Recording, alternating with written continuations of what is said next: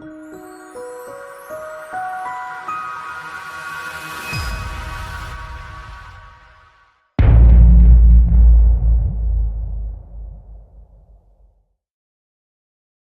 back to Clay Pigeon for the FAB Racing British Minibikes Championship. It's the MiniGP races coming up next, starting with MiniGP50. Now, the man that swept all before him last time in MiniGP50 and 70 joins me, Casey O'Gorman. Now, Casey, we know you're not a man of a lot of words usually, but just talk us through that weekend. 6 races, 6 wins, a fantastic weekend for you. On the Friday, the 50 was a bit down on power. So then my dad tried to put in a new piston, but it didn't work. So we were a bit down on power. But on the 70, I felt good the whole weekend. And you took wins anyway on the 50, whether you were down on power or not. So 6 races, 6 wins. What happened in the Mini Moto Elite race, that first race that we televised? You were a bit off the pace there. Looked like you had some bike problems. Yeah. Say you would get on the throttle on the apex. 2 seconds later, we'd get on the throttle, and it was just bogging down at the end of the straight. And trying to push to catch up, I crashed. Okay, and Clay Pigeon this weekend. First time here at the track, I think. What do you make of the circuit? Do you like it? Yeah, I love it. It's a nice track. Can you take another 3 wins in MiniGP50, another 3 wins in 70 this weekend, do you think? Hopefully. Okay, well, good luck. Thank you. Casey O'Gorman, 6 wins from 6 MiniGP races last time. Let's have a look at the MiniGP50 grid. He's on pole again, riding the 7 bike, the 10-year-old from Ireland, 3 wins last time. Mason Johnson goes off P2, running the 808 bike for M&L Electrical, the lean green machine. Josh Bannister for Dunsley Heat goes off P3, the 8-year-old from Nuneaton, 2 podiums last time. Eddie O'Shea goes off P4, running the 114 bike, 11 years of age from Leicestershire. Look for Thomas Gomez on the 98 bike, 9 years of age from London. Emmanuel Brinton on the K-Tech suspension bike goes off P6 from Brighton and Hove. Nice to live in 2 homes. Ollie Walker goes off P7, riding the 48 bike. Then comes James Cook riding 44. He goes off P8, off P9. It's Lucas Brown riding the 29 machine, 9 years of age from West Sussex. Dylan Mellor comes next, out of position, 2 podiums last time, but he's down on P10, off P11. It's James Rose Jr. running the 28 bike.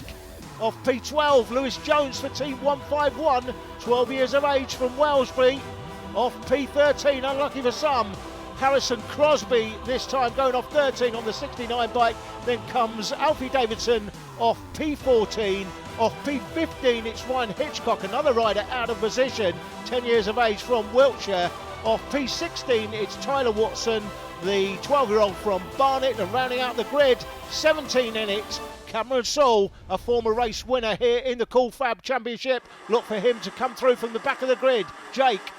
O'Gorman and Johnson on the front row of the grid. This should be interesting as away we go, and a cracking start off the line. Casey O'Gorman takes the lead, no problem at all. Gomez has had an absolute flyer, look at that. Gomez up there in the top 5, up into 3rd position in fact. Is that Gomez? Yes it is. So Gomez has had a cracker, and away we go. The 98 bike there in 3rd position behind Mason Johnson on the 808. And we've got a cracking squabble between the likes of O'Shea, Brinton and Bannister off the start of the race. Up the inside, Gomez looking for Johnson into the horseshoe. Casey O'Gorman has already got space between himself and Johnson, but if I know MiniGP50 racing, he is not going to have it all his own way. Cracking start to the race for Casey O'Gorman. Look at this, he's got a good 20-25 bike lengths over Johnson. Gomez, that's Emmanuel Brinton on the K-Tech suspension machine. In there was Josh Bannister for Dunsley Heat as well. They come out of the bottom complex through the S's.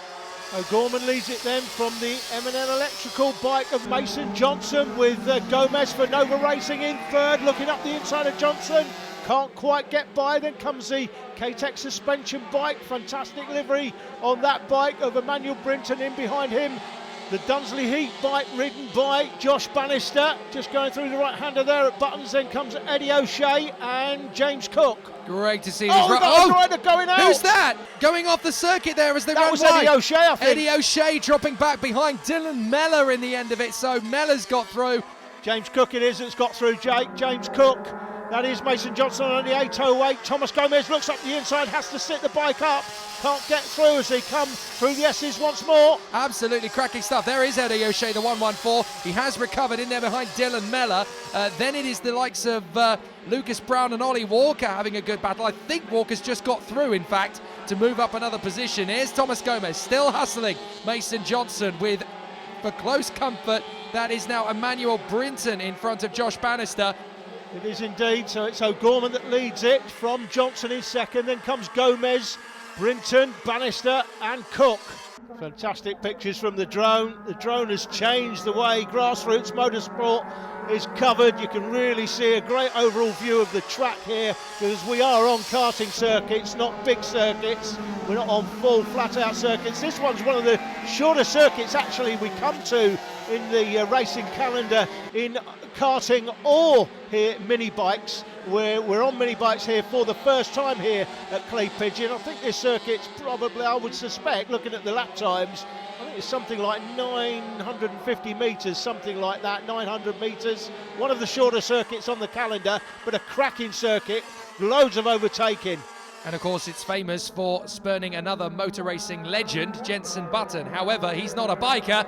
These guys are going to be the world champions of the future. Look at the gap that O'Gorman has currently got over Johnson and Thomas Gomez. Gomez is pushing Johnson to try and get that little bit closer. Come on, open the throttle a fraction of a second faster. We can go in tandem. We can go and catch him. Working together, trying to get that gap down. In fourth position, Emmanuel Brinton, the white machine with the pink and yellow flex. He is doing an absolutely cracking job to try and hustle Gomez too. So Emmanuel Brinton, I have to say, in the last 18 months, Brinton has really raised his game. He always had talent before. We knew he was one of the faster riders, but there were times when he would let things get to him. He would go to pieces a little. Gomez down the inside though, charges past Johnson. Brinton's going to get through as well, and Johnson's going to have to get that door slammed firmly shut before Bannister gets there. But Brinton doing exactly what we were just talking about. His confidence levels have been incredibly raised, and now he's able to see an opportunity, grab it, hold it together. He doesn't go to pieces anymore. He just gets the job done.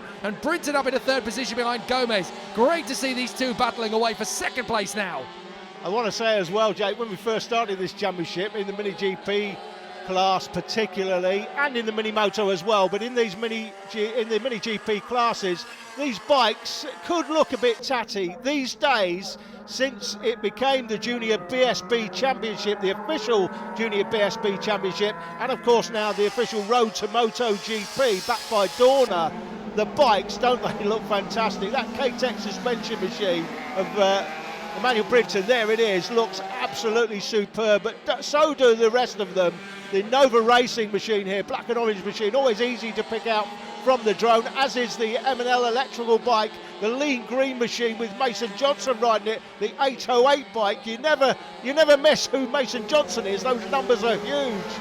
Great battles further back in the field as well. It's great to see at the front end of the field and at the back. We've still got terrific battles and lots of jostling for position, but can Mason Johnson come back from this dip to fourth position? He's got an awful lot of work to do, and he's got a lot of tension behind him as well from Bannister.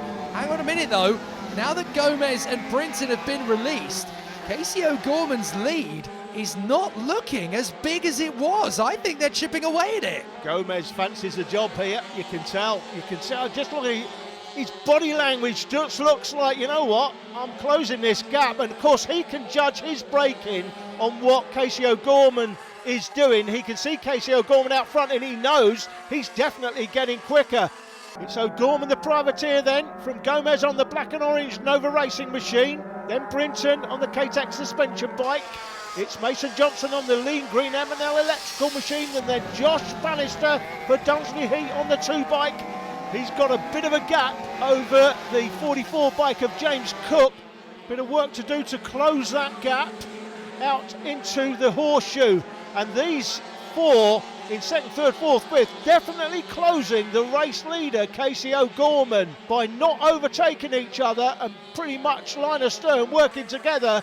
O'Gorman now in the traffic. He's got Cameron Saul to get past, and looks like he's been hindered slightly. That's James Cook on the red bike.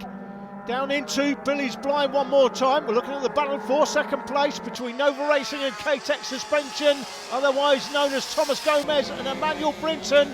Casey O'Gorman now has got to make his way past, in fact hasn't made his way past Tyler Watson. That's a battle for second and third. They get past Cameron Saul. Battle for fourth place is hindered. Battles all the way through the field as the 69 bike there of Harrison Crosby is battling away. He's battling with Ryan Hitchcock. So now that they're through past the slower bikes, or at least they're still trying to work their way past some of the slower bikes. Look, O'Gorman's got a big lead again. And this is what happens, the ebb and flow through the traffic. It really makes a big difference. Now, what Gomez and Brinton are going to have to do is, again, push each other slightly further forwards to try and get down that gap so that the next time Casey O'Gorman comes up to that traffic, he's going to have a much harder job to get through without losing the lead. Casey O'Gorman obviously made best use of the traffic last time. He's increased his lead there over Thomas Gomez. But Gomez now under pressure from Brinton. And then Brinton will come under pressure here from Mason Johnson on the lean green machine there as he come through top bend with the Dunsey Heat rider just in behind him, Josh Bannister. That's Ryan Hitchcock going through the line. O'Gorman, Gomez into the last lap, Jake.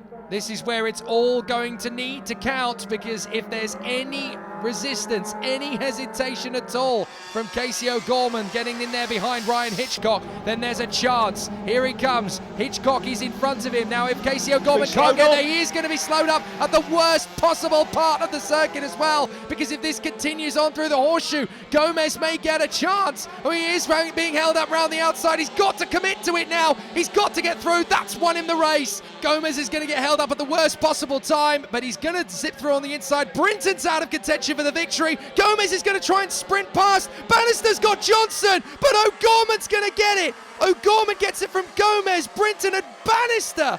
Bannister overhauls Johnson out of the final turn. Looked to me as though Johnson had some kind of issue at the final corner, but what a win from O'Gorman, who takes it from Gomez and Brinton. Casey O'Gorman dominating again in MiniGP50. Takes a win from Thomas Gomez. Good performance by Thomas for second. Manuel Brinton third. Josh Bannister and Mason Johnson running out the top five. It is Casey O'Gorman that has maximum points from 6 races after winning both races on this Sunday again. Casey O'Gorman is back in part 5. We've got the final race of the weekend. It's MiniGP50.